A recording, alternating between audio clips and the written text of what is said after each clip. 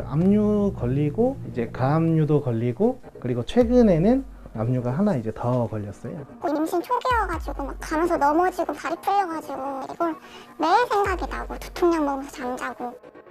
이들에게 전셋집은 다리 쭉 뻗고 편히 쉴 수 있는 보금자리가 아닙니다. 세입자들을 고통 속에 몰아넣은 전세 사기 범죄는 서울 강서구 화곡동에서 시작합니다. 지금은 사라졌지만 4년 전 이곳엔 부동산이 하나 있었습니다. 부동산 대표는 바로 화곡동 일대에서 이름을 날리던 공인중개사 조모 씨입니다. 2015년부터 부동산을 운영해왔는데요. 조 씨는 평범한 공인중개사가 아니었습니다. 처음에는 계약 한 건도 못 했어요. 이게 없어서 사람이 어느 날 갑자기 빌라 저기하면서 전세한다고 하면서 사람들이 북적거리기 시작하더라고. 강서에서 우리가 부동산이 제일 잘 나갑니다. 팔이 날리던 부동산이 어떻게 그것도 갑자기 잘 된 걸까요? 조 씨는 바지 사장 강모 씨를 앞세워서 화곡동 빌라 수십 채의 전세 거래를 주선했습니다. 부동산 임대 사업을 하고 싶은데 돈이 없다는 일용직 노동자 강 씨에게 조 씨는 의도적으로 접근했습니다.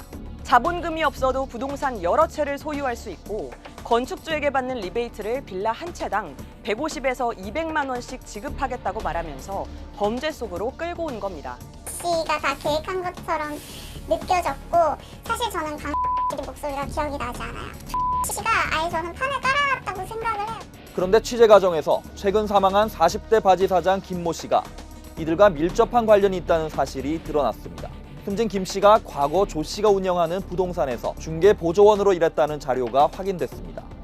정리하면 조 씨를 중심으로 동업자인 바지 사장인 강 씨가 있고 조 씨 밑에는 중개 보조원으로 김 씨가 활동했던 셈인데 숨진 김 씨는 이곳에서 일하며 사기 수법을 배웠을 걸로 추정됩니다.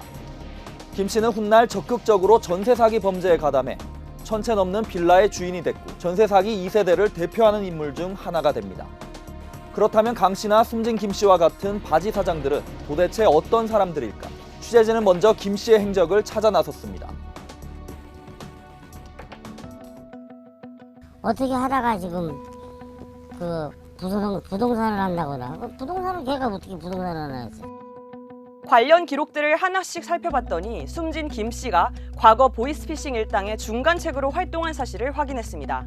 김 씨는 사기 방조 혐의로 징역형까지 선고받았었습니다. 일당과 함께 주택 3,400여 채의 명의를 이전받은 뒤에 잠적한 또 다른 바지 사장 권모 씨도 전세 사기 이전에 확인된 전과만 모두 3건. 이 가운데는 바다 이야기 불법 게임장을 운영한 것도 있었습니다. 보이스피싱, 사기, 도박 같은 민생 범죄를 저질렀던 이들이 전세 사기 범죄에 다시 등장해서 피해자를 만든 셈이죠. 심지어 자신도 모르는 새 명의를 도용당해서 바지 사장이 되는 일까지 벌어지고 있습니다.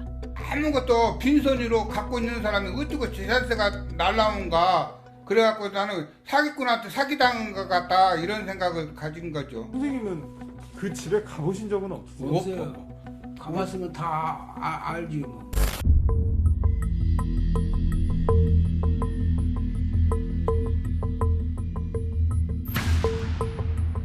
이렇게 수많은 피해가 이어질 동안 수사당국은 대체 뭘 하고 있었던 걸까요? 초기 피해자들이 공인중개사 조 씨와 바지 사장 강 씨를 고소한 뒤 검찰 기소까지 무려 3년 5개월이 걸렸습니다. 지난달 청구된 조 씨의 구속영장은 기각됐고 조 씨의 공인중개사법 위반 혐의는 지난해 5월 공소시효가 지나 따져볼 수도 없게 됐습니다. 그 이유가 뭔지 묻자 검찰은 리베이트를 받은 게 중개대가 초과보수는 아니라고 봤다고 답했습니다. 이 말 여러분은 이해가 되십니까? 법에는 명확하게 명목 여하를 불문하고 돈을 법정 수수료 이상 받으면 불법으로 돼 있거든요. 공소시효가 지난 다음에 이제 와서 그럼 어차피 혐의 없으면 할 거였어. 말입니까 이게? 문제는 공인중개사법 위반이 아니면 공인중개사 자격을 제재할 방법이 없단 겁니다. 검찰의 늑장 수사가 전세 사기 이후에도 공인중개사 활동을 이어가도록 면죄부를 준 셈입니다. 공인중개사 위반이 돼야 뭐 자격이 뭐 정지가 되든 뭐든 간에 생명적인 처분이 내려질 수 있을 텐데 그게 없어요. 그럼 아무런 제재가 없는 거죠. 리베이트를 그렇게 많이 받았는데도 공인중개사 그냥 그대로 하는 거예요. SBS 경제부 전세 사기 취재팀은 이어지는 보도를 통해 정부는 전세 사기 대란을 왜 막지 못했는지 그리고 그 책임은 어디에 있는지 끝까지 규명해 나가겠습니다.